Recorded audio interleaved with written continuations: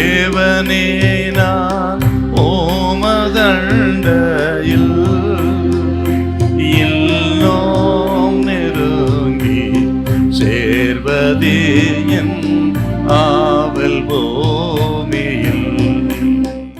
Mark சுவிசேஷம் 3ஆம் அதிகாரம் 14வது வசனம்.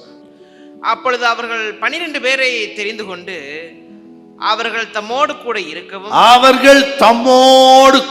இருக்கவும் பிரசங்கம் பண்ணும்படியாகவும் தாம் அவர்களை அனுப்பவும். அடுத்ததான் மட்டும் முதல்ல பாருங்க, தம்மோடு கூட இருக்க. அதாங்க உறவு, அதான் ஐக்கியம்.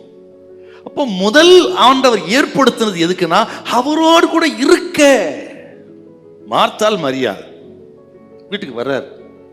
அந்த அம்மா மார்த்தாள் என்ன பண்றாங்க, இயேசுநாதருக்கு சீசலுக்கு சாப்பாடு செய்யறதுக்கு பிரயாசப்படுறாங்க.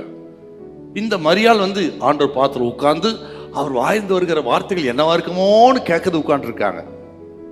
அந்த அம்மா வருது, இப்போ மார்த்தாள், ஆண்டவரே நான் அநேக காரியங்கள் வேலை செஞ்சுட்டு இருக்கிறேன், என் தங்கச்சி பாருங்க உட்காந்துருக்கா, எனக்கு கூட ஹெல்ப் பண்ண சொல்ல அனுப்புங்க அப்படின்னு அந்த அம்மா.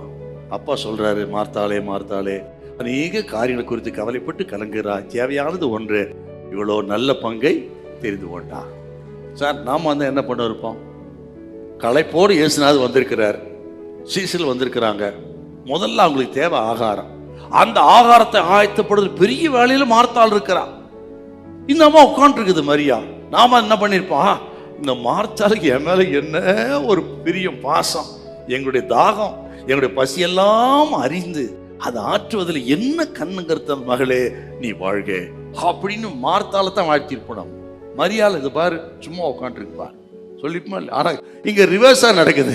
கர்த்தர் சொல்றாரு, இவளே நல்ல பங்கை தெரிந்து கொண்டா, வேலை செய்யாம உட்கார்ந்துருக்கால, இவதான் நல்ல பங்கை தெரிந்து கொண்டா, அவளை கண்டனம் பண்றார், நீ ரொம்ப தான் பண்ணிக்கிற நீ அப்படின்னு. ஏனென்றால் இப்பதான் நம்ம மார்த்தாளின் வேலை தேவையில்லைன்னு கர்த்தர் சொல்லல, தப்புன்னு சொல்லல. ஆண்டவரா ஆண்டவருடைய வேலையா, எது முக்கியம், எதுக்கு முதலிடம், அதுதாங்க பிரச்சனை. இப்போ ஆண்டவர் வந்துட்டார், கர்த்தர் சொல்றாருப்பா எது முக்கியம், என் பாதத்துல உட்கார்ந்து என் வசனத்தை கேட்கறதா முக்கியம், முதலிடம் அதுக்கு தான். அதுக்கு பேர் தாங்க என்னோடு கூட இருக்க. ஆகவே கர்த்தர் நம்ம யூஸ் பண்ணணும்னா, பயன்படுத்தணும்னா, எவ்வளவு நேரம் அவர் பாதத்தில் அமர்ந்து செலவிடுறீங்களோ அந்த அளவுக்கு பலமா உங்களை கர்த்தர் பயன்படுத்துவார். நீங்கள் அதிக கனிகளை கொடுப்பீர்கள். ஆகவே தேவச்சனம் வேதத்தை தியானம் பண்ணுங்க. சாதாரணமான மக்களை அசாதாரணமான காரியங்களை சில கர்த்தர் உயர்த்தி மேன்மைப்படுத்துவார். ஹல்லேலூயா, ஹல்லேலூயா.